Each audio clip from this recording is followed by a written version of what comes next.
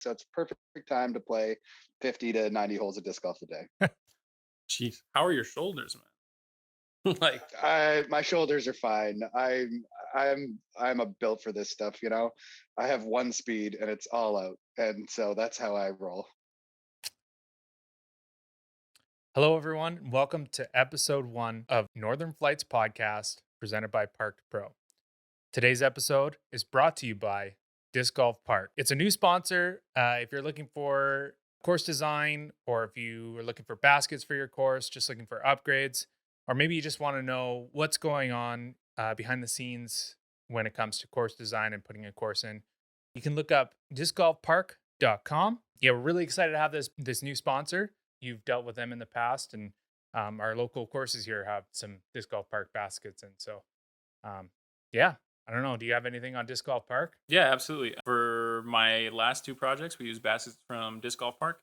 They catch great. They look great. The blue bands poke out awesome. The baskets have the arrows in the cage for easier course navigation, and the price is competitive with other major basket manufacturers. If you're not interested in doing your own stuff, Disc Golf Park also has a full team of designers, like we mentioned.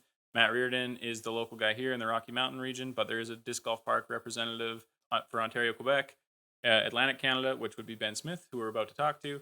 And I think they have someone on the coast as well.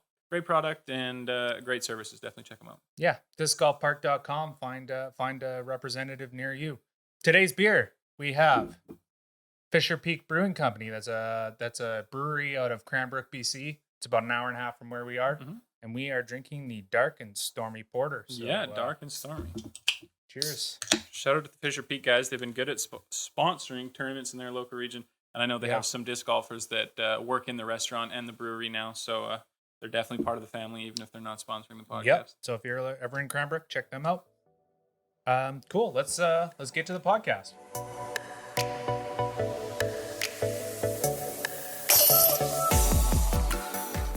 All right, and so we're going to start by taking a look at some of the major A tiers in Canada, just so you guys can get a heads up on some of the big tournaments that are coming up. We'll look through all of Canada, and I think we're just going to sort by date here. So we'll start with the Tournament Capital Open presented by Okanagan Disc Supply. This one's a big one, especially for Park Pro, because we are actually doing the coverage for it. So you got to keep an eye out for that. This one's May 27th to 29th. So it's Friday to Sunday. And it's a PDGA tier hosted by the Kamloops Disc Golf Club. So I don't think you'll be attending. You might have to get Jesse behind the camera on this one, but we'll see how it goes. Yeah, unfortunately, I can't make it down, but Andre will be behind the camera. If you're interested, this is probably the best A tier to play for newer players. The courses are a little smaller, not too intimidating, but you can still get that big tournament feel there.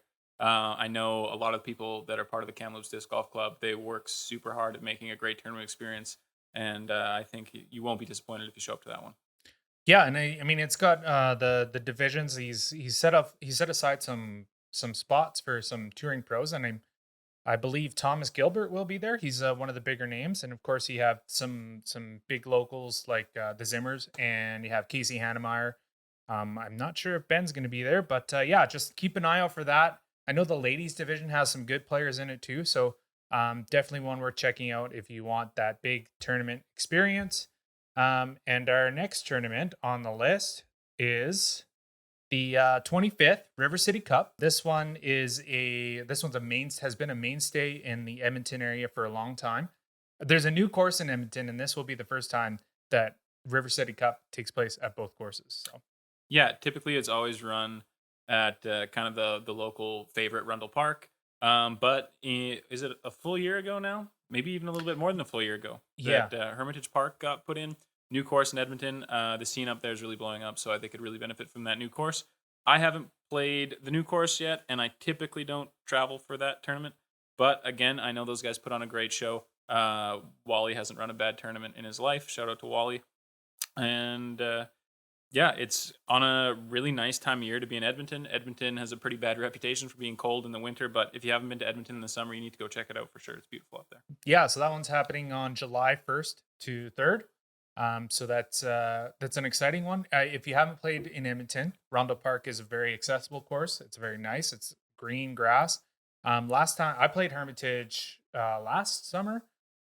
almost right after they put it in, and it was a fun course. Definitely a bit of a variety from Rundle. So that should be interesting to see how that goes with those guys. Definitely check that one out if you're in the area. That's July 1st to 3rd. Oh, and registration is open, and there are a few spots left on that. And I believe the Tournament Capital Open also has, they're in a wait list. I think they have a few spots open in certain divisions. So definitely go check that out. You can register on discgolfscene.com. The next tournament we have is the Foxwood Open. This one is one of the bigger tournaments. Last year, it was a qualifier for the USDGC. I believe it is again this year. Yeah, Foxwood's typically always the USDGC qualifier for the East. That one's kind of run by the guys that are behind Innova Canada. It's run on a ball golf course with a disc golf layout on it. You'll likely see some bigger touring pro names there. I don't have the registration list in front of me, but I know Eric Oakley was up there last year. And you can see that course on coverage and that tournament on coverage as well. Just a quick search on YouTube. I think True North. No, it was it was presented by the club, I think. Oh, The okay. club did it, and they actually did a really good job. If you want to see some good Canadian disc golf coverage, I recommend you checking that out because that's they do a good job out there. That one, it's on July 22nd to 24th. So if you're out east, that's the one to hit. And on that same weekend, we have the BC Open, that will take place in Langley, BC.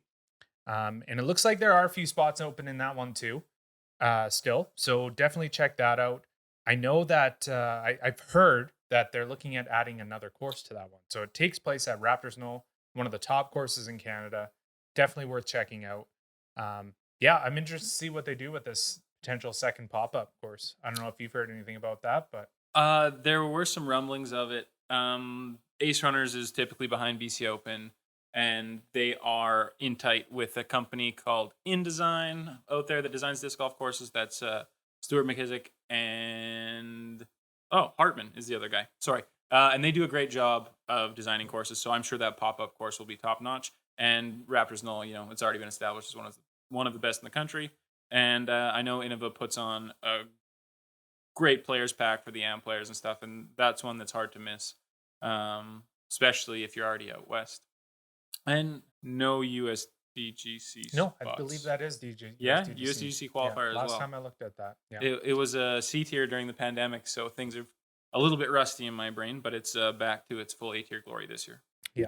So if you're Canadian and you're looking to get down to the USDGC, those are the two tournaments. I'm not sure if they're the only tournaments, but I do believe those are the two tournaments to go for if you're looking for the USDGC spot. All right, up next we have the Northern Ontario Championship. That will be taking place July 30th to August 1st. That's in Thunder Bay. Have you been to this tournament? I have not been to this tournament. I've heard some good things. There's 3 or 4 courses, so they can pack a ton of people in. There was players' party at a brewery. It's sponsored by one of the breweries as well. Let's rack my brain. It's been about a year. I think it's Forefathers Brewing Company, and they support a lot of tournaments in Ontario, so shout out to those guys. I can't speak too much about the courses, but the pictures I've seen of Dragon Hills, which is, I think, the largest, most, professional tier course they have there, it looks pretty great in the photos, and I can imagine it plays as well as it looks. Cool. Yeah, that's exciting. Next up, we have the Eddyville Super Spin Championship. It was the Ontario Provincial Championships hosted there the last few years. Right. The Ontario Provincial Championship still exists. It's just at a different course now. Okay. Yeah. This is a place that I really enjoy going. It's 2 private courses on the same property just south of Ottawa. It's on a gentleman's farm who's just a huge disc golf lover. His name's John Pytel. He's a great guy. Every time I've been down there, he's treated me like a friend, and I'm a total stranger from the other side of the country. Yeah, definitely get out there, especially if you're used to playing, more wooded, traditional par 3 type disc golf. Those courses have some huge, 700-800 foot holes, and not just wide open, lots of shape to the fairways, smart use of OB and stuff like that. And really probably one of the, if not the greatest disc golf facility in Canada, between having 2 on the same property. Right. You could argue that, Hillcrest has a better course than they have there, Raptors Knoll is Yeah, better, yeah. but you don't get 36 holes of disc golf that good anywhere else. First course is all Prodigy baskets, and it is the Prodigy Dream course, as they call it. That one is high level pro play. In and out of the woods, there's some water, there's some island action, there's all sorts of fun stuff, really high elevated baskets. And then the Hmm. other side is the Innova course, and there they've got more open, traditional ball golf style back nine with Right. lots of clever use of OB. They call it the Innova Island Dunes because it's rolling hill with Yeah. a bunch of island holes. And yeah, can't say enough good things about the tournaments they run there. And it really is on the hard work of John. So again, shout out to John Pytel. Yeah, so that one looks like it's full. But definitely get yourself on the waiting list if you have a chance, because I feel like there's in all these tournaments there always tends to be a few people that drop out last minute, or decide that they aren't able to make it, or they have to work. Yeah. So the next tournament we have is a big one in Alberta. It's called Falcons Flight. I believe a lot of our listeners here, since most of them are probably from the BC Alberta area, they know about this one. It's PDGA A tier again this year. It takes place September 2nd to 4th, and we were both there last year. And it was a great time. Two really great courses, really well maintained. Maybe one of the most legendary tournament directors. Yeah. Yeah. What do you got on this tournament? Yeah. Just finished talking about John in Eddyville, but obviously Rudy up in Sundry, he's kind of the same thing in Alberta, right? That's a passion project for him, and it has been for a long time. I can't remember what year Aspen Meadows officially opened. I think the welded basket says 2008, but Right. yeah, Rudy, his friends, and the volunteers that really do a great job of looking after that property. That place, it is wooded and rugged, but it's pristinely maintained. And the tournament itself is such a great time. It's a little secluded up in Sundry, but Rudy opens up the property to camping, so it's kind of like a reunion with all your disc golf buddies. There's probably 100 people that camp there. Oh, like yeah, I'd say at least, Thursday, for Friday sure. night, and Yeah. then obviously it attracts a lot of great players. They had, I think they still do have for now, the record for the most added cash in Canada last year. And so between the competition, the courses, the camping and the fun part of it, and the added cash, that one I suspect will be once again one of the biggest and most important tournaments of the year. Yeah, and if you're going to register for this one, you have to register early. Registration is not open yet. It looks like online registration opens July 5th. I'm not sure if that's open to sponsors and stuff like that first, but definitely one to mark on your calendar. Get in early. It's a great time, super good experience if you have the weekend free. The other tournament that is on the same weekend, this one is out east, is the Maple. Oh yeah, I was looking at the list we had, but no, it's the Toronto Island Maple Leaf. That one I have never attended, and I have never played the courses, but it is on Toronto Island, so very, very close to downtown Toronto. Yeah. I know it also will probably sell out, the day it opens, kind of thing. So Yeah. if you are looking to travel, check out that course or that tournament. Be on top of registration. As far as I know, the Toronto Island property is really cool. Yeah. And that course is one of the best in the region. I'm sure I haven't looked at it yet, but if you looked on UDisc, it's probably hanging on to like a 4.6 or 4.7 kind of rating. And as far as I know, it's kind of like the best course in the Greater Toronto area, and maybe even a little bit further out. I know Winter Farms is a new facility that's being built that might give it a run, but it's not quite finished yet, as far as I know. Yeah, so definitely check that one out. It's not on Disc Golf Scene as of right now, but it is on the PDGA list. And then lastly, we have the 2022 Canadian National Championships presented by Played Again Sports. We won't get into this one too much just because that is pretty much what our whole interview is about. Yeah, we have Ben Smith on in a minute, and if you know anything, Ben Smith has got all the dirty details on nationals, and it's better to hear from him than from us. So before we get to that, let's just go. Let's talk about which one are you most excited?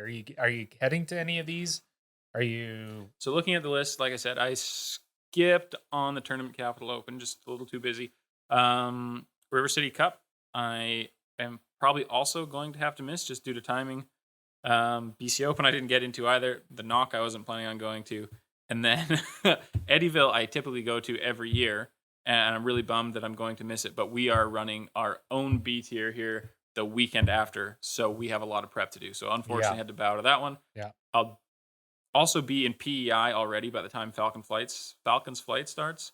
So really, on the A tier list, I'm not catching too many. Right.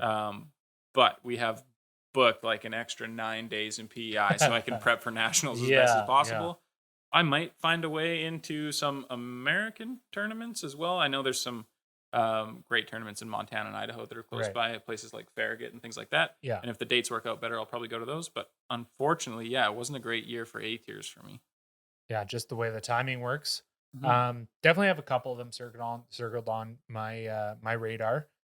Same thing, just scheduling wise, I'm probably won't be able to make too many of these. I'm also not that good, so why would I try to compete? Because it's fun. All right, that's disc golf. That's what disc golf is all about. We're here for fun. Definitely, so definitely check out those. Check them all out on Disc Golf Scene. It's pretty easy to sort. Yeah, and then just before we get to our interview, we had our local tournaments here. We just have a couple of little C tiers. Just gonna give them a quick little hype up. The first one we had took place down in Cranbrook. It was very windy. It was quite cold. It was great though. It was a good turnout. We had a good few people, and one of our friends took the MPO win down. Yeah, shout out to our friend Timon, who actually had got his wisdom teeth out recently, and his face was still packed with gauze, and he was still half looped on painkillers, and managed to pull out a win. I said wind because that was the theme of that tournament. Exactly. It's a really wooded course, not terribly long, but we were getting 60-kilometer-an-hour gusts through the trees, and it was making it interesting to say the least. Yeah. So shout out to that tournament. And then our another friend of the show, Casey Hannemeyer, he just held his tour fundraiser tournament, which was a part of the series, the Rocket Bear. And that one took place this past weekend, just finished up yesterday. Same thing, 1 day event, 2 rounds. We played Wycliffe first round, and then we played a little pop-up course in Cranbrook. So that was a blast. I'm sure everyone there had a good time. It was cold, but not windy this time, and it was sunny, and it was all overall quite a pleasant weekend. So Jeremy Goche ended up winning that. From up around Edmonton. Couldn't ask for a better guy to win it. He's always so kind and friendly and smiley to play with. He can be on my card anytime. And like I said, great guy to win it, but also kind of the point of that tournament was to get some money in Casey's hand to get him out on tour. I think they sold over $1,000 in raffle tickets for Casey. Huge, which is really cool. There were some extra donations, and I'm sure between the hot dogs, hamburgers, the post round beers, and everything, it probably added up to another 1,000 or 2 maybe. So hopefully that puts some gas in his tank. He's headed down to his first tournament of the tour, which is DDO in April. He leaves on Wednesday. Thursday, so that's exciting. So keep your eyes on him. Definitely. Hopefully he can make a few lead cards here, and we'll be able to see him on the TVs. Good Canadian guy. Okay, I think we can probably get to the interview now. So without further ado, Ben Smith, everybody. All right, guys, we are very excited to have for our first guest of the podcast. We have Ben Smith, PDGA number 34835. So that's pretty early on. I think a lot of the listeners in Eastern Canada, and especially in the Maritimes, will probably know him. But for some of our listeners, especially our new players out west, you might not know Ben Smith. He might be one of the hardest working individuals behind the Canadian disc golf scene. He's accomplished a lot. And if you want a bit of a primer, we recommend you checking out the Throw Canada documentary on YouTube, which is put out by Central Coast and Jomez Pro. So welcome to the show, Ben. Thanks for having me. Cool. Yeah, it's an honor to have you on, especially as our inaugural guest. Yeah, so how's it going? Are you playing a lot of disc golf? Is there still snow on the ground out there? I actually am in a really good spurt right now of playing a lot of disc golf. As a person who works in the disc golf industry full time, it's sometimes very difficult to actually find that time in the summer to play when all my jerk teacher friends are out there playing 10 rounds a week. I'm building courses and doing stuff. So I'm in a really neat little bubble. My village, Pugwash, is on the North Shore of Nova Scotia. We have a very tepid climate. And I have a private course and I have a public course that I built right beside my house. And the public course has 0 snow on it. So I played 4 rounds this morning early when I got up with the dogs, and 4 rounds yesterday morning. And I'll probably play 4 rounds tomorrow morning. And then, we're also just in the end part. And I suppose when we learn back and re-listen to this later, it'll seem funnier. But my daughter just got over COVID, so we've been housebound. So I'm not really interacting with public. So it's perfect time to play 50 to 90 holes of disc golf a day. Jeez, how are your shoulders, man? Like, My shoulders are fine. I'm a built for this stuff. I have one speed and it's all out, and so that's how I roll. Yeah. So I guess we'll just jump right in. Got a lot going on, and you're very involved with the Canadian disc golf scene, especially in the Maritimes there. You have the club out there, but why don't we start off with just talking about nationals coming up here? Is it full up, or can people still sign up? It's very close to full up. There are some tiny little holes in some of the weird, I shouldn't say weird, but in some of the subdivisions. MA70 has 2 spots left. But we are at, as of this morning, we were at 476 people. So for all extents and purposes, it's basically filled up. We still left ourselves some wiggle room because we're using 4 courses, and I have 8 TDs.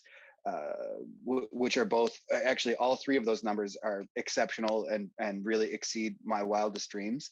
But because we do have some wiggle room, there's always some ability to add some people later. And so I would say if someone is hearing this and they're dead set on wanting to come and be a part of nationals, which I think that's a great decision, they should still sign up and get on the wait list, because a lot of movement happens between now and September, and travel and things like that for people.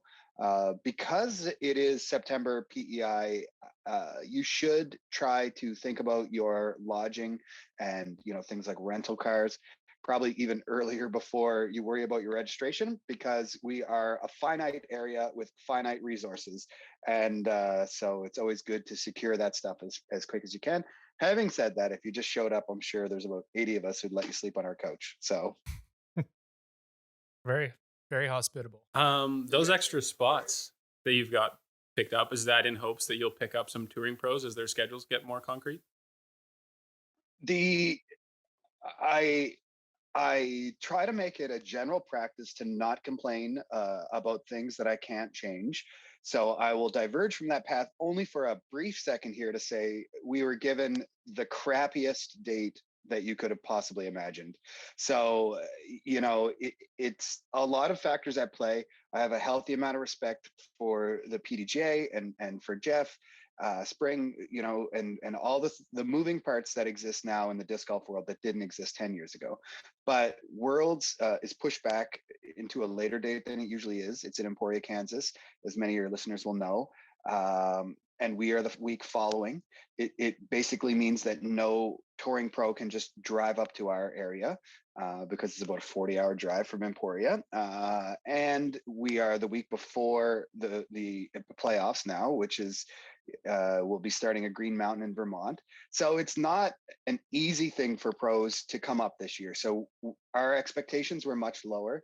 Some of the pros who really enjoy it, I'm really specifically talking about Simon and Casey White, both New England or Northeast guys who would love to come. It's Simon's wedding that week. And Simon and I had a few good conversations about it. I wish him all the best and nothing but joy in that healthy celebration that he should have. But we lost some of the Discmania players right there who would be a part, and it's just logistically very tough. However, I would like to spin this to the positive, because Paige Pierce was one of the very first people to sign up. James Conrad was an early adapter. We got guys like Thomas Gilbert, Matt Bell, Dustin Keegan. These are 1,000 rated players who are going to make our player base very healthy. You'll have a lead and a chase card that is absolutely worth watching, no matter what level of play you are at. And there's some things that I'm very proud of. And I realize pride is a dangerous emotion, but I will take a lot of satisfaction in knowing that we're sitting somewhere around 16% female entrants, which is much higher than the historical trend in not only our event, but across the board. Again, we have GK Pro coming to film the FPO card, Paige, Ella Hansen, Zoe Andyke, Julie Moens. There's, many more on there again that are excellent females to watch. And so overall, I am in negotiations with a handful of other pros, but at this juncture, if it happens, it happens, and if it doesn't, we have something lined up for 2023 that will be very, very exciting when we announce it. Very cool. So just going back to the timing of it, for our listeners, just to kind of get an idea of what goes on behind the scenes. How does that work when you're trying to pick out the schedule? Do you contact Jeff Spring or do you set that date and just hope that they don't have that stuff already lined up? Yes, to both. Andrew, as many people will know him as Big Dog Sweeney, is the archetype of the PDGA calendar. Jeff Spring for the Disc Golf Pro Tour. Again, as I mentioned, there is a lot of moving parts into those things: sponsorships, Silver Series, locations from parks when they're available, time of year, weather, all that stuff. So we know that for us, we would like to be in September, non-peak season, because PEI and tourism is just jammers for July and August. And we also know that in the Northeast swing, we feel that we have all the assets in place to run a high quality 5-star world-class event. And we got in at the last moment. That is to say, we held our first nationals in 2018. The Disc Golf Pro Tour and the PDGA calendar were much more in their infancy then, in terms of how we see it is a big congruent thing now. And we were granted that A-tier status back then, and so we kind of just snuck in at the last possible moment in the global scale of things. As I said, many things are proportionate to both the pandemic and then consequently the pandemic pushing the World Championship to Emporia, and their weather in the dead of summer is not probably conducive to running a world-class event, and so they have to push it a little later in the year, which kind of messes up everything in the Northeast too. So it's just a bad anomaly for us in this one-off year. I'm in contact with Jeff Spring on a regular, and he has a lot of things on the go. And I think that let me rephrase that. I know they're well aware of what we're doing this year. We will add money into the purse this year to make us a very competent event, but the event that we have replacing it next year will be among the richest in North America. So we are kind of setting ourselves up to make sure that this year, when people come, they are going to have an exceptional time at this tournament. And we are really centering it around the Canadian experience, that Canadians from coast to coast to coast can come and experience what we have, and the 4 beautiful courses. And our players pack is crafted around high quality, localized goods. And the whole of the experience is based on, this is at least one of, if not the best disc golf event in Canada. And so I'll accept that we didn't get the draw that we wanted, with the hopes that this will be our 3rd year as a full-on national A-tier, that it is noticed what we are doing and we find our way onto the calendar. And some of your listeners will remember there's been twice where we've been announced as a Silver Series, and both times for various reasons way out of our control, that wasn't able to happen. One was the pandemic, and the other was because Jeff Spring actually took over, not in a controversial manner, but people who have watched the Disc Golf Pro Tour will realize that it's nowhere near what it was 5 years ago. So much better. Yeah, and that was going to be one of my questions, is that I was at Nationals in 2019, and the talk was that it was a tester event to see if you could become a permanent staple of the Pro Tour. At that time, maybe part of the National Tour before that got all shuffled up. And that weekend's only big competition was Delaware, if I remember right, and it kind of fit in the natural flow of the tour a lot better. So going forward, like you said, the 2023 event is going to blow the roof off anything, should we be expecting a push into the big circuit? Should we be expecting it to be a Yep, you dedicated should be. weekend? You you should be expecting at the very least a standalone date. So one of the issues that I've been fighting for my whole life, and it's not just in the disc golf world, but now it's permeated into the disc golf for the last 5 years, is a lot of people can't locate Prince Edward Island on a map, not just from America. We like to pick on people from America, but it's a difficult thing for people who might be centered in, you know, Kansas or Nebraska or something to understand that New Brunswick, PEI, Nova Scotia, they're their own separate thing. And then B, the logistics of what the Disc Golf Pro Tour is to come to Canada. It's not just a couple guys with a camera anymore. It's a whole production.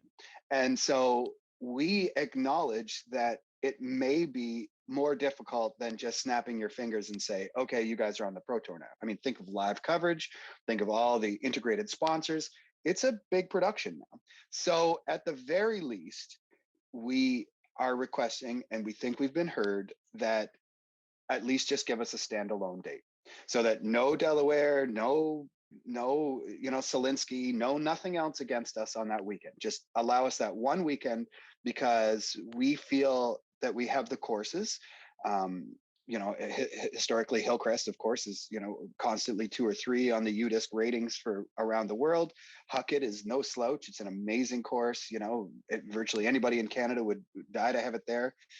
Rose Valley, which the general public hasn't played in the format that I'm going to have it set up for nationals, and then Kings Pine, which is a brand new disc golf park course, which the owners have put in well over 6 figures already and are allowing us to build it, 3 sets of tees. So you're going to have 4 world-class courses, and the X factor for us that very few places anywhere in the world can emulate is that we're set up for tourism. As you know, you've come to PEI. You want to play those courses that are amazing, but you also want to go eat seafood and hang out on the beach and just do absolutely nothing in one of the most pristine, beautiful places in the world. So when you combine all that, and like I say, we finally have the backing next year, where a company took the leap and said, okay, I hold no grudges and no offense to any companies that did it before, but the feeling was always like, oh, well, what do we normally do for a tournament? Well, just send them that stuff up, and sending stuff across the border to the East Coast is like astronomically expensive. And we have been trying to carve out like, no, Canada is its own thing and the Maritimes is its own thing. And it's always been an uphill battle, as I'm sure a lot of Canadians feel. We've adopted American culture, but they, in some ways, could kind of care less about us, and I mean that with a grain of salt, and I'm very thankful for the opportunities provided. But yeah, it's taken 5-6 years, and I think next year we'll pack a punch that we've kind of been envisioning, and I think that it'll come into being next year. Cool. Yeah. And I just wanted to transition that into talking about those courses. Hillcrest was named the number 3 course in the world, top 3 again. First of all, how does that feel? And then, second of all, I personally have never played at those courses, but is that sort of standard what people can expect from the other courses? And do you think that having those courses all together in one area is making PEI an absolutely world class destination for disc golf? Yes, it's modestly hilarious to us here. I'm not going to lie. You have to understand the context of where this comes from. PEI had 0 courses, and then they built Hillcrest. Like, it just doesn't happen that way. Like you get Baker's Park, which is a great course, or you get, all these Weimer or something. I'm trying to think of, things that you might have played that are like entry level, very good, right? And you play it for 10 years and you and your club get around and they're like, oh man, I wish we could get one of those designers to come here in the city to back us. Like, we know this game is so cool, right? No. It went the other way here. Someone in secret went out and built one of the greatest, most unimaginable courses ever. So much so that when it popped up, one of my friends, Duncan Dixon, who's my longtime, disc golf partner and great friend, he's like, man, this new course happened in PEI. Let's go over. And it was November. I was like, Duncan, I got to work. It's like kind of last week of work for me. I was like, I never heard of it. I'm sure it's just a basic thing. He got like one hole in, took a picture, and was like, you messed up, man. And then I was like, I regretted my life, and they closed for the winter. And so I had to wait till the spring. And anyhow, but yeah, it worked in this really amazing way that clearly I was willing to devote my life to disc golf and to enter into this as a full-on enterprise. Not a lot of us have made that full jump, but in return, and not that it was an exactly equal thing, but I was also given access to this course, which is, no matter what metric you use, it's top 20 in the world, right? And it's just incredible. And then consequently to that, everybody else on PEI who wanted to build high level had that as a benchmark. And so, like Rose Valley, and I'm going to defend Rose Valley. I built Rose Valley. It's an open mixed wooded course. So the first three and last three holes are very open. They stretch a lot of lengths, and it constantly gets kind of poo-pooed here. But it's because I have option A of going to Hillcrest and option B of going to Huckett, and then option C is Rose Valley.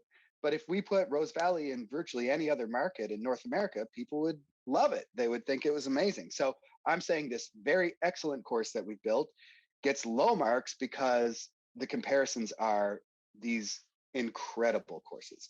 And there's lots of reasons for all that. And then, as you said, the fourth course, Kings Pine, is also exceptional. But we had to build them at a level of, this is what a national standard should be. This is what a high quality course is. This is where our patrons will pay money to play. These are the services and amenities that have to be provided.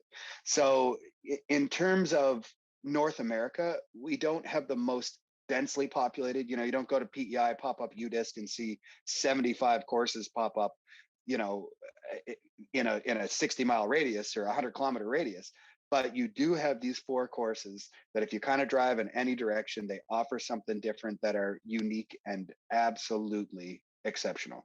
And I could talk to you endlessly about the model of pay to play or free to play and what comes along with that, but I'll diverge just for one tiny second and say the other real benefit, which listeners might not make the correlation to right away, is we are neighbor on the state of Maine. The state of Maine is constantly voted the best place in the world to play disc golf. If you were to throw a dart onto a map of the state of Maine, you're, again, within 100 kilometers of 50 or 60 just unbelievable courses that stay open all winter and groom it with snowmobile trails and keep their tee pads and cleaned off. And you can buy discs in the clubhouse. And, as a person who's played 200 courses, like that just is not the model of how we've existed for so long. We've been a free game with baskets out in the park, and you discover a new one and you're crazy about it, so you tell your friends. But we have these two really great models like at our disposal here. See Maine pay to play, high quality, high density, and see PEI 4 championship courses, and it makes it a lot easier to navigate towards the future that I see for disc golf, which is, yes, a little more commercialization and a little more professionalism, but it is still, it caters a little more to the high end, because I think the low and medium end is always going to be catered to with their free public. And that's great. I want to build 30% of my courses to be free public at least, but we are given a very big gift, and to see what that high end can look like. Yeah, and I think it's interesting because I think we can kind of relate here. We're in Invermere. We're a little secluded. Like we're a few hours away from Calgary, and we're a few hours away from Kelowna, and like a whole bunch of hours away from Vancouver. So we don't have that necessarily that population that a lot of other places do. And yeah, Cranbrook is probably our biggest, closest city, and they have a pretty good disc golf scene there. So yeah, and I think we can kind of relate because even Jesse's put in a couple courses already in this area specifically, and we have like our disc golf club is like 10 people, and I feel like they're good quality courses, but they're not necessarily don't get the numbers that these higher cities and stuff have. So just kind of on that note, with the growth of disc golf in Canada and obviously worldwide, do you think that it's possible that, I feel like most people know that PEI is probably one of the top destinations in Canada for disc golf. Do you think there's pressure coming in behind you for kind of trying to take that seat from you guys? And like people that are developing bigger and better, nicer courses here and there and everywhere. So do you feel threatened by anything? Like Alberta's got a bunch of courses, BC's getting a bunch of courses, or I don't feel threatened by it. I'm super excited. Like, you know, we. I'll say this.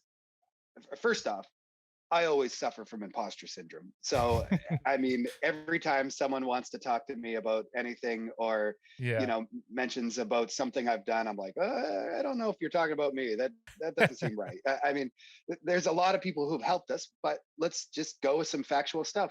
When we held in 2018, we were the biggest event in PDGA history. When we held in 2019, we were the biggest event in PDGA history in Canada, of course. Yeah, And yeah, yeah. let me preface that. When we're going to host again this year, we'll be the biggest event in PDGA history. I fully expect, and I hope, and in fact, I've heard of at least one bid who's going to come after us. And I've offered my services. So you want me to TD for one of your courses or just hang out and do stuff? I hope the next event is 800 people. Yeah. No, I don't feel threatened at all. Because I also think that what I'm doing and how I position myself professionally, I believe I have a very specific skill set, and I'm very confident that the product I'm able to deliver is excellent. Other people can also deliver excellent products. I'm sure Jesse's courses are excellent. I'm sure that many of the people that you work with are high quality. And, you know, high five and chocolate cake, as my friend will say. But the truth of the matter is, I think that there's a level. I may diverge here a bit, but one of the issues, I always go back to that: grow the game, grow the game. We talked about it for so long, but in all of my time doing disc golf, I've only ever seen one or two RFPs for courses. I've only ever seen one or two times where the municipality put out large scale bids to say, public infrastructure needs to be built. Who can build it? Disc golf has always kind of been like, oh, your buddy has an opportunity. Hey, have you ever designed a course? Well, my buddy Jesse has. Come on, let's go over and help him. And it's a lot like that, which I think is amazing. But it's been always been a one-to-one conversion. I don't know how you two got into disc golf, but typically somebody shows you, your friend, you become hooked, and you're like, oh my God, I got to tell my buddy, and you tell your buddy, and it's this one-to-one growth, right? But we've lacked an overall vision of professionalism that says, I'm going to run this event. I don't want to waste anything, like crappy players pack items. That's not even on my list. Or I'm going to build this course. What's the 5-star mentality to do this properly? How do we not waste any materials? How do we do all these things? So I think that in my region, we'll have 100 courses by 2030. We have 32 this year. We're under contract to build up to 6 more courses this year, just myself. And I fully expect that someone will bid on half of those courses that come into the next, 60 or so courses. So am I threatened by that? No, because I think my outlook on how I want to build is different than probably Jesse's, is yours, or all these other designers.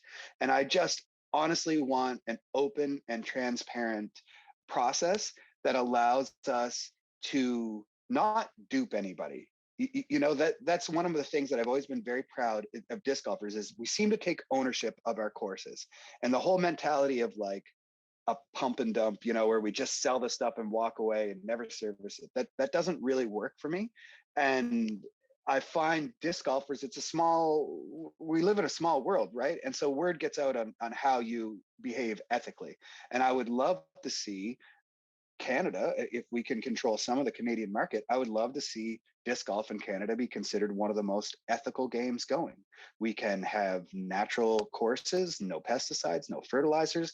We can use sustainable forestry techniques. We can, use natural drainage. We can do all sorts of things that add to the player experience. And when the three of us on here and many of the people who are listening will know, like, it's gender neutral, it's not age specific, it's limited ability, it's anything that you want. There's just so few barriers in disc golf that let's not put them in by being pretentious or dishonest in any capacity. So I think that I'm happy that I was able to contribute in some small and meaningful way to growth in Canada disc golf and disc golf overall. And I hope that there is a whole influx of new people that come behind me that also take that, torch, so to speak, and carry it a little further down the road. And, truth of the matter is, if I get to a point where everybody else is outbidding me and they're making 5-star courses, well, joke's on you guys, because I just really want to play disc golf on awesome courses. So if it's not me that builds them, I'll still play That's them. fine. I'm happy either way. Yeah. Yeah, I guess threatened may not have been the right word. I think it's just that pressure, I guess, from, other people are doing the same thing, right? It's been a pretty rough few years. The last couple of years, you had the huge wins, and then you have the pandemic that you have to deal with, which is over 2 years. And do you think that this and like given the boom, to me, it's just like it was already such a huge event. This year is just going to blow everything out of the water. What can the new players and people that might not have been to Canadian Nationals, or just, what can they expect? You have a marked sign-up tent to be unambiguous. What was that last thing? So will you have a marked sign-in tent to be unambiguous, sir? Yes. Yeah. What, I've always made this joke, and I think the joke kind of landed flat, but in the documentary, I make this really smug remark where I said, "Oh, we can run a disc golf event in a hurricane, like feather in our cap, we could do anything." And then we got a pandemic. So I kind of take responsibility for the global pandemic right there. Yeah. But it is going to blow things out of the water in terms of disc golf in Canada. And if you're a new player, just expect that if there's sunlight, you can be playing high quality disc golf. If there's not sunlight, you can either be hanging out by the beach or eating ridiculously good food. And so it's like, I know it's really hard to liberate 7 or 8 days for a trip. And I'm married. I've got 2 kids. I'd prefer to stay married and have my kids still talk to me. So like carving out time, because we all also have localized tournaments that we want to slip away for on weekends. But as much time as you can give to this event, it will pay you back in experience. And so, the event that I always kind of looked up to the most, and I've been to it a few times, and there's others, but it was the Glass Blown Open, GBO.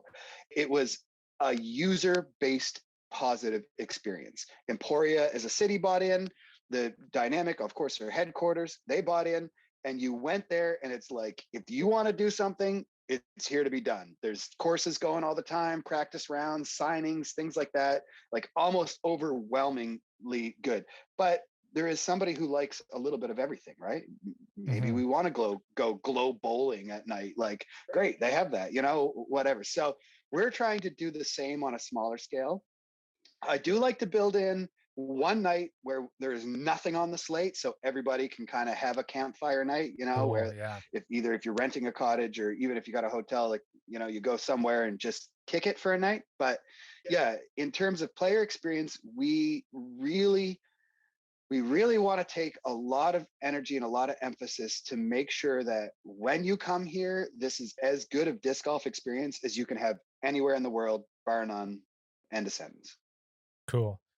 So last year, if anyone, I'm sure all Canadians are aware, I'm probably not, our copious amounts of American listeners that will undoubtedly listen to this, they probably don't know this, but we ran a Canadian Satellite Nationals. So what's your opinion on that? And how do you think it went? And then also transitioning into that, do you think this is the first step to maybe looking towards some sort of Canadian tour?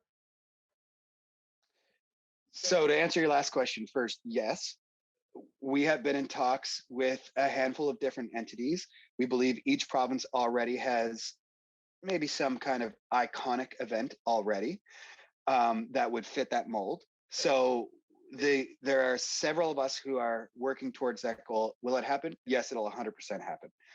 Again, for both American listeners who might be listening, Canada is a big, long country connected by one road.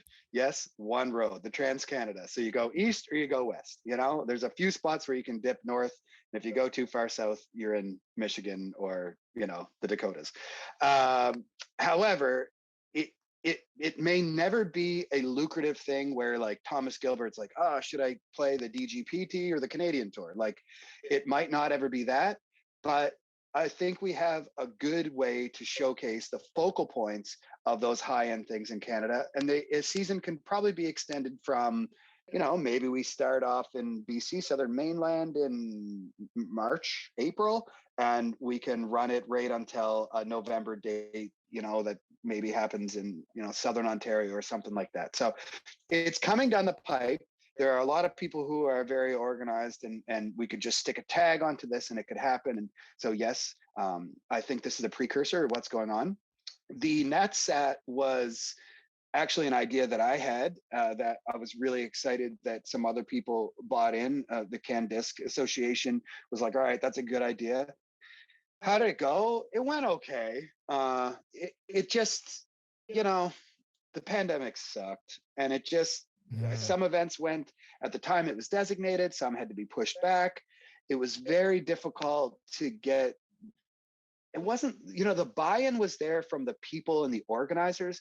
It's just so new in Canada for each provincial organization and the entities that be, and the promotion that we think ought to go into it. So it was just like its preliminary stage, and we got it. It happened.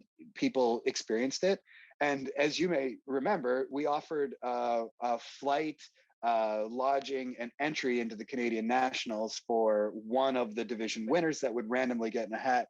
And thank the Lord, it ended up being a Maritimer, so we didn't have to pay for the flight.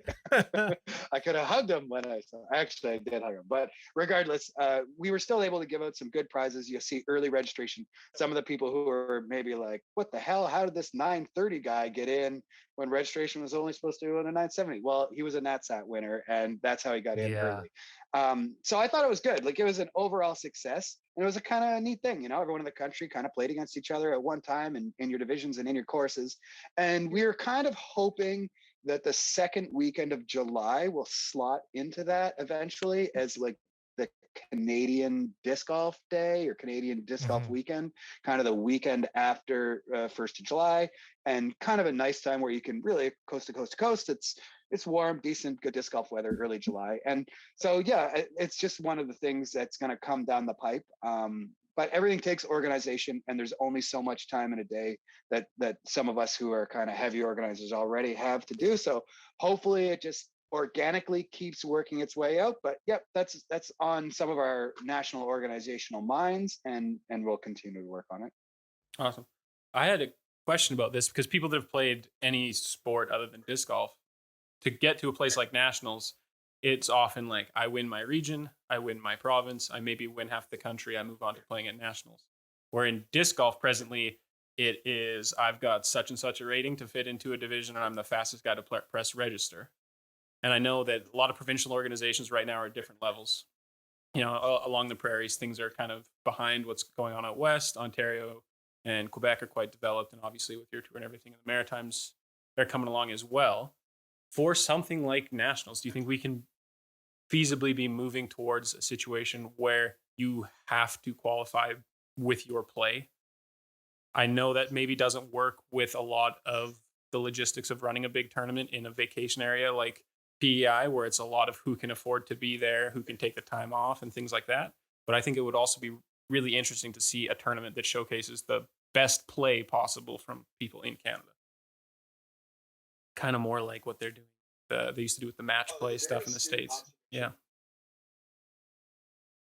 Yeah, I mean, that's a very astute observation. I'm with you 100%. I don't think it'll happen for nationals, because I think it'll be a celebration of Canadian disc golf and some things, that's just my suspicion. However, there are two things that I'd like to speak to on that. First is, you are going to see a much bigger push in the off season, the November to April, to focus on team play. And that is the WIF diff format of 16-person teams, maybe 12 competitors, female, male, over 40, some, and the world the disc golf championship, of which Canada won in 2019, if I remember correctly. And in Europe, that's a huge thing to play for your national team. So I think that will actually take place in that model, where local clubs challenge each other, and then you have like a provincial winner, and you might even like draw in some other bodies, and to like represent BC or Alberta, like, will be a really big thing if you're on that like 16-person committee. And then those people will get allocated to the national championship for team play. Mhm. Are you still there? Yep. Yeah, good. And yeah, and then the other. Oh, no, that's good. You just froze, and I didn't know if you're. So yeah, and then the other thing to that, and I hate being so cryptic, and I'd punch me in the back of my head if I were you, about this secretive event that I have. But the next year's event for us is going to have a qualifier. In order to make the AM side, at least in the early slots, you will have to have some qualification. It'll go open after that. And I expect the pro side will not be available to most Canadians, no matter what division that you're in.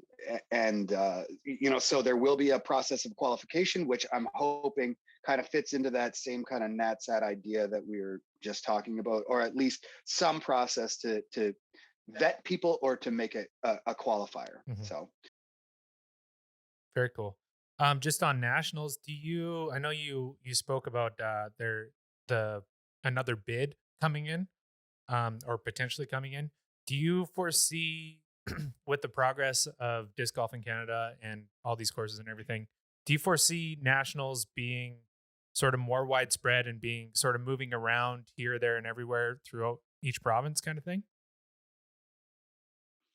yeah, I mean, the truth of the matter is, when we bid on 2018 nationals, we got it. There, we bid against a couple other places. We were thrilled to get it. Uh, as my wife will attest to, the very first nationals that we ran as an organization, I always said I lost a divorce-worthy amount of money on that event. However, it was an amazing event. I wouldn't change hardly anything for the world. The next year, it was awarded to somebody else, but they withdrew their bid after coming to our event, because historically nationals, prior to us getting in the first one, was kind of like a tagline that they threw on a really good event somewhere in Canada that year, just Yeah. so we had a national championship, which is great. I went to the 2015 in BC and the 2017 in Toronto Island. However, I think it was just the way of the world and the way the wind blew, that we just kind of came in at the same time that the game was getting more formalized. So we have not bid on nationals next year, nor do we want to bid on it. In fact, I would prefer to not see nationals come back to Prince Edward Island for at least minimum of 5 years, minimum, Hmm. because I think there are other really great bodies out there. And I think that the national event should be something that, rotates around the country, because I mean, it would be so cool to have a nationals in the Yukon, right? Like, Yeah. just to bring people up there and get a guaranteed 200 people, because that's Canada, man. That's like, we should see it all over. I'm fairly confident that myself and my team will hold an event in the same kind of calendar type year that is of high quality, that people will probably want to attend for the next little while. And we may talk about this, but as we work up towards our world bid, which we'll submit this year, the earliest we could get it is 2025. So, and I think that other events will also can maintain their iconic status for running Hmm. screaming heads, or I drawing a blank on the really big ones in Alberta, although I know they're right on the tip of my tongue. But regardless, like, I think those will stay, and it would be really cool if every once in a while that went in to a different place. However, I think that the standard for nationals should be set at least as high as what we had it in 2019. So a certain amount of added cash, a certain amount of fanfare to go along, and a certain amount of, like, the course needs to be flagged off and roped off for OB and Yeah. marked with the circles and all the stuff that, like, is really hard to generate interest for people to do on a Tuesday before an event. You know what I mean? Like, I Hmm. also think that the model should be changing. I don't take money for being a TD, even in my flick line and with my company. Like, I put all the money right back in. If I fundraise extra, it goes back to the event, because I'm still making my money building courses. But I do see a model that needs to change. Like, it's kind of foolish that, like, we expect TDs to like put in a crazy amount of work for a big event and not see anything in return. Like that's it. I actually personally think the players pack thing is awesome. I think it actually liberates us to spend money on really good things that the players get a return from, and you can like make a little bit of money on those and then put them back in your event to safeguard. But it is, speaking of that, like you got to qualify to get to something. Like I've qualified, our baseball team made a nationals, our softball team made a nationals. I played like high quality events and hockey and, badminton. Like you might get a water bottle. Like it's really weird that if we're like, I paid Yeah. $150, how come I don't have $150 value back in my hand? Like it is odd, but I'm fine with it. But I think that there needs to be an acknowledgement that people who organize these put a lot of risk on their own shoulders, and some form of compensation, even if it's like $500 or $100, like Something. pay my gas to get there, Yeah. just some token thing, Yeah, it's actually been a pretty hot topic. I mean, I listen to a lot of podcasts. Obviously, I'm trying to start one, so it's been a hot topic on podcasts. Is sort of that people getting paid to start tour directing. I think we're seeing a lot of people not wanting to do it because of the amount of work that gets put in. So to be able to compensate that would be absolutely huge.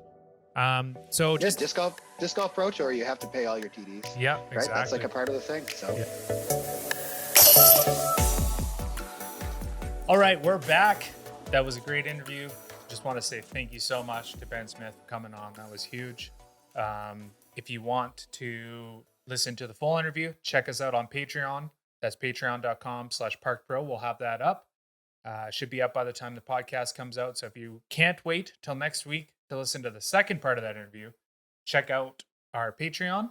Yeah, what do you think? What do you think about what he was talking about with Canadian Nationals and the courses there? And Oh, it's great to talk to Ben. He's got a lot of insight on what's going on in the Maritimes and the larger Canadian disc golf scene as a whole. And honestly, if you listen to that interview in its entirety, he's such an easy, friendly guy to talk to. Great ambassador for disc golf.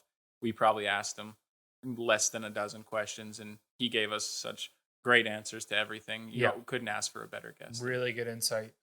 Yeah, he was probably maybe the best first guest that we could have had on the podcast. Yeah, seriously. We touched on it a little bit in the interview. Are you looking forward to Canadian Nationals? You're going to head out there. What are you expecting? Yeah, I'm excited to go again. My biggest excitement is to check out the new courses he's talking about, because obviously he is liking them in quality to Hillcrest and Huckett, which are both great courses. Mm-hmm. So I'm really, really keen to see what they've done there and to see how much the scene has grown in the Maritimes itself. It's also just such a beautiful place to have a little vacation. Yeah. I'm excited to go back. Last time we went, there was a hurricane during the tournament, so it kind of put a damper on the vacation and the disc golf. Right. So I'm excited to get back out there again and, just enjoy some time with red sand between my toes and then play some great disc golf. Yeah. So as of right now, so that interview, we did that interview about a week and a half, 2 weeks ago.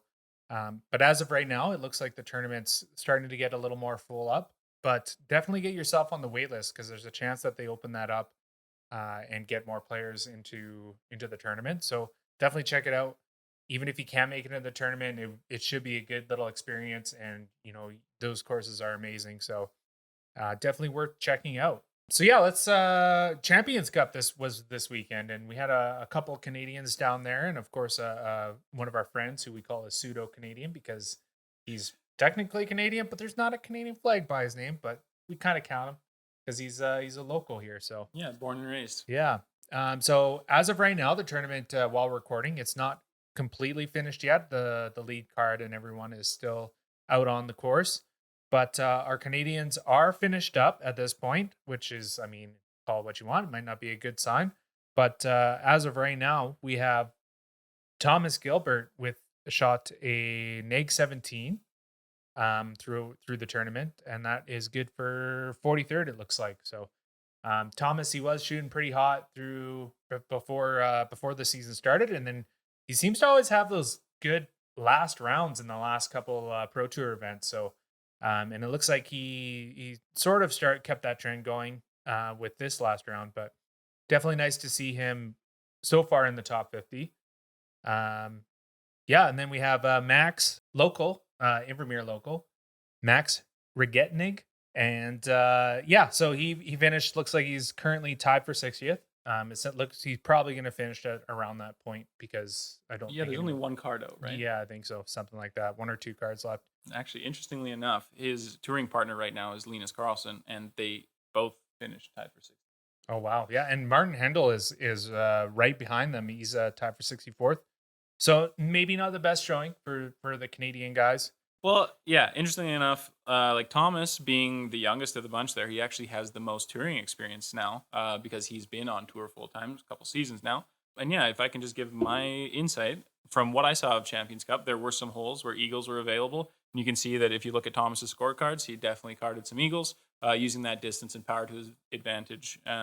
Definitely some exciting golf to watch from him. Max, colorful scorecard, lots of birdies, couple bogeys. Max is a really well-rounded player, lots of backhand, lots of forehand power, and a very aggressive putter.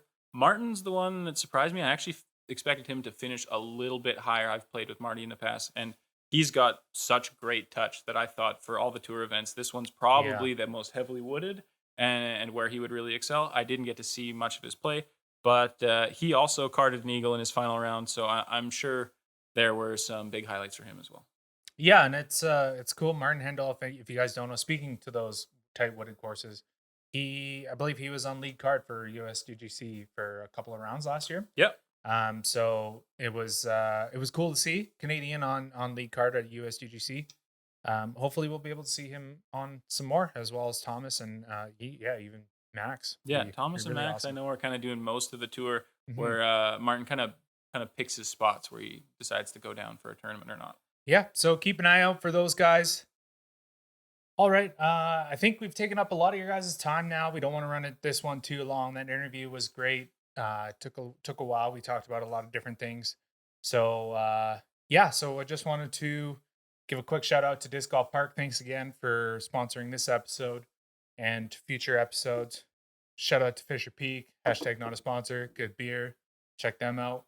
And then I just want to shout out, we had our first 2 Patreons sign up. That's huge. That's big. Those guys are supporting us. This has been the Northern Flights podcast. I'm Jesse Tomlty. Thank you so much for listening, and we hope to see you back next time. Thank you for listening to the first episode of the Northern Flights podcast. This was part 1 of our conversation with Ben Smith. You'll be able to catch the second part next week.